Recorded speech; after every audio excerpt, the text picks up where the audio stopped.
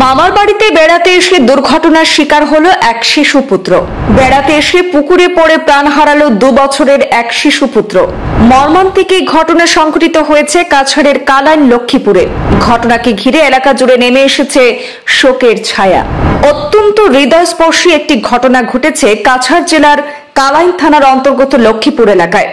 শিলচরের কৃষ্ণপুর কোনাগ্রাম এলাকার বছর 2 ছোট্ট শিশু সুহল আহমেদ খান তার মায়ের সাথে বেড়াতে এসেছিল মামার বাড়িতে, অর্থাৎ তার মামার বাড়ি কালাইন লক্ষ্মীপুরে। 2 দিন আগেই তারা সেখানে পৌঁছলেও দুর্ভাগ্যজনকভাবে গতকাল পড়ন্ত বিকেলে শিশুটি খেলতে গিয়ে পুকুরের জলে পড়ে যায়। পরিবার শিশুটিকে না পেয়ে খোঁজাখুঁজি শুরু করে। দীর্ঘ সময় পর শিশুটিকে পুকুরে ভাসমান অবস্থায় দেখা যায়। খবর পেয়ে ঘটনাস্থলে ছুটে যায় কালাইন থানার পুলিশও। শিশুটিকে উদ্ধার করে কালাইন সরকারি হাসপাতালে নিয়ে যাওয়া হয়, তবে চিকিৎসকরা তাকে মৃত বলে ঘোষণা করেন।